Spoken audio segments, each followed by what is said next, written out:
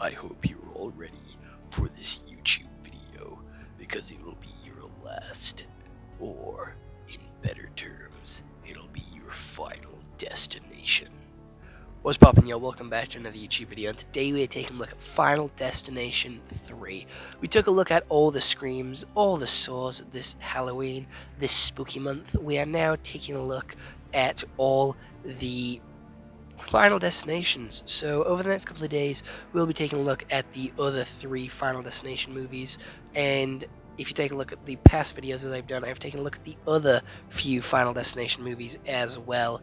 So this is Final Destination 3. We are halfway through the Final Destination franchise, and I'm going to be honest, number 3, it's alright, and we'll get into my thoughts and opinions on it in just a bit, because before we do that, we have to get over to what Google has to say. So without any further delay, let's get into it. Final Destination 3 came out in 2006, so we're getting these every 3 years, and it is a horror mystery, which is different to the first 2, which is a horror action, and it is a 1 hour and 33 minutes, which is longer than the second one, shorter than the first one.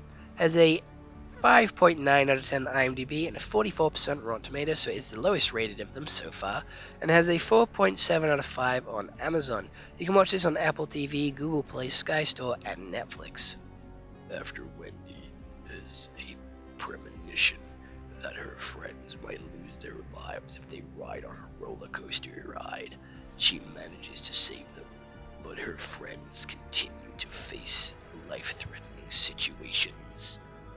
So, how this movie actually starts is with Wendy getting on a roller coaster. Well, it doesn't actually start with a roller coaster. It starts with them all at a theme park. All of her and her friends, or her class, all at a theme park, and they get on a roller coaster.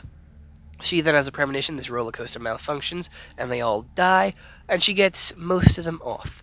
Some of them don't get off and end up dying, which I thought was quite interesting, that they killed off some of the main characters in this situation because they didn't want to get off the ride. So this one is pretty interesting because it does follow the same story beats as all the other Final Destinations, where she has premonition, she gets off the ride, everyone else gets off the ride, and then they're like, hey, what's wrong? The ride malfunctions. They're all like, oh my god, you did it. They then go and live their lives. People start dying. Like, the main characters are like, oh, they're dying in the same order that I watched them die. I need to save everybody. She goes to try to save anybody, and then everyone dies anyway, in the gruesomest ways possible. So, how this one actually goes is with scaring everybody on a roller coaster. You know, this is the one which made everybody scared of roller coaster rides, and why I personally don't like Alton Towers or Flamingo Land. However, I do work with roller coasters, and it is really, really fun to, you know, when kids and parents are like, oh, I'm scared, is this safe? And I'm like, absolutely.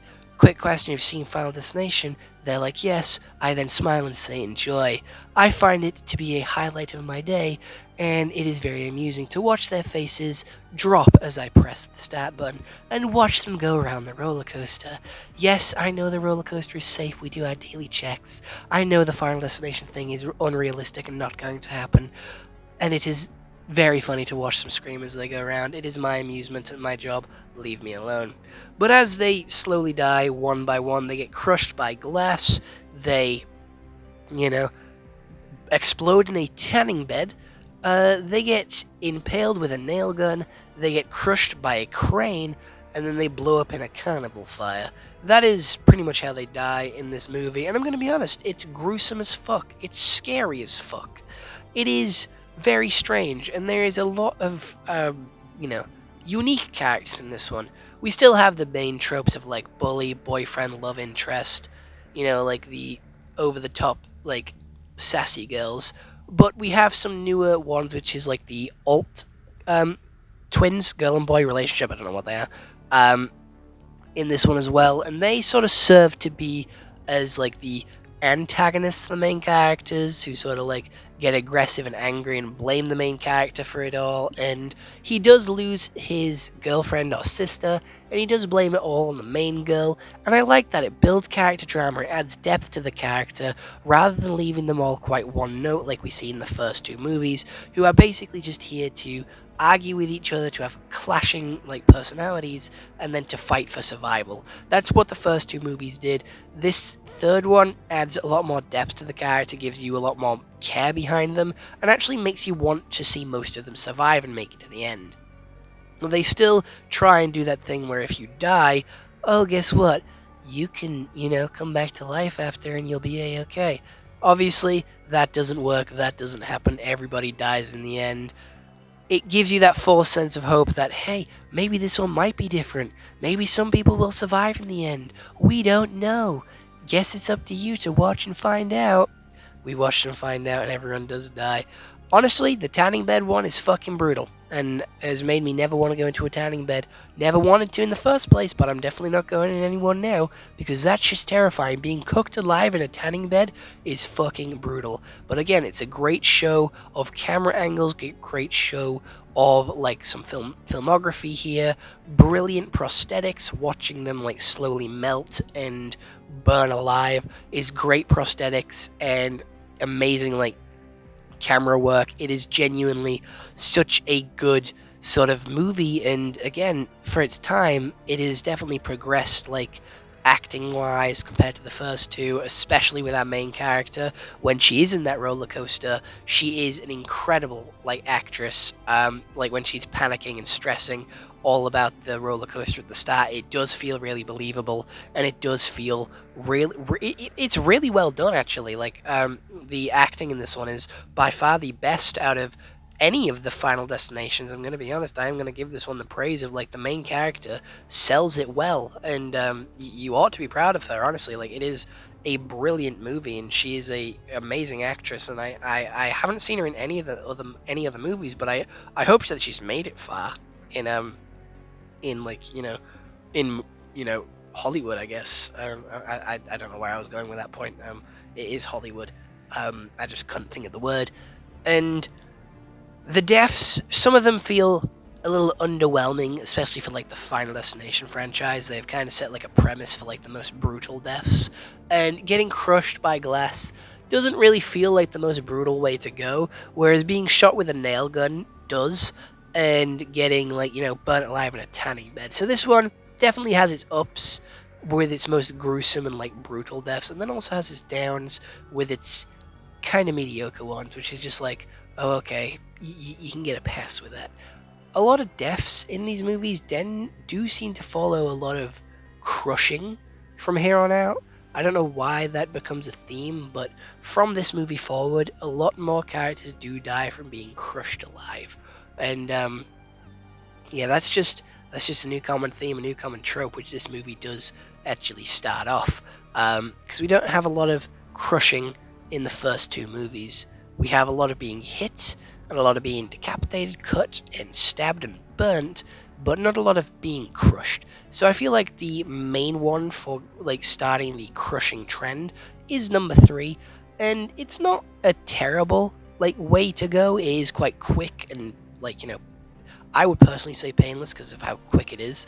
You don't have like time to react to it, but in terms of like cinematics, it's quite boring, overdone, and very easy, and feels quite cheap to do when you do like pull off these amazing stunts with like the tanning bed. I do just feel like it was kind of thrown in here as like we kind of did our part with the tanning bed and the nail gun. Let's just throw a quick death here because we don't know how else to get rid of him. We already spent most of the budget. It feels like a little bit of a cop-out, a little bit of a cheap shot, but I do feel like the story for this one, again, all the stories are the same. I'm going to be honest, all the stories are exactly the same. They all follow the same beats. It isn't repetitive because of the characters that are involved. And I'm going to sit here and defend this because when movies get repetitive and when you see the same stuff happen in them, it can be done well and shine a new light or put a new spin on it and still making it unique. Like, I like that about movies where you can have an old premise but like put a twist on it to make it unique and make it stand out and make it special. Each Final Destination movie puts a different batch of characters in it with different like clashing personalities, especially from number 3 onwards, and gives you different like character drama, gives you different character backstories, and especially from number 3 onwards, again, I think this is like the peak of like character development in like the Final Destination franchise, compared to the first two, which kind of felt very underwhelming in the characters because it felt like they were setting up the world and the rules for this franchise. Whereas number 3 can finally just get into the characters a little bit more. I know they're all going to die in the end, so it does feel slightly pointless to do so, but it just gives us that care and that emotional connection to them that makes it a lot more meaningful when they do die. And again, it does give us that extra bit of oomph to the movie when the deaths are different and the scenarios the characters find themselves in are different.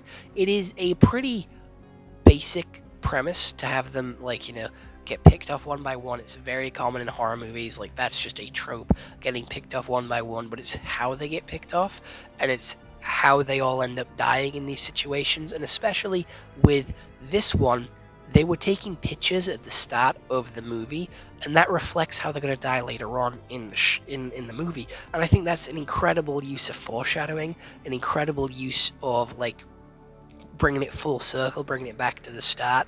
I think it is a great, like, this is one of the better Final Destination movies. Like, this is peak, personally, in my opinion, like peak Final Destination and my personal favorite of the lot, because again, it's where we start to see the trends being built up with the crushing.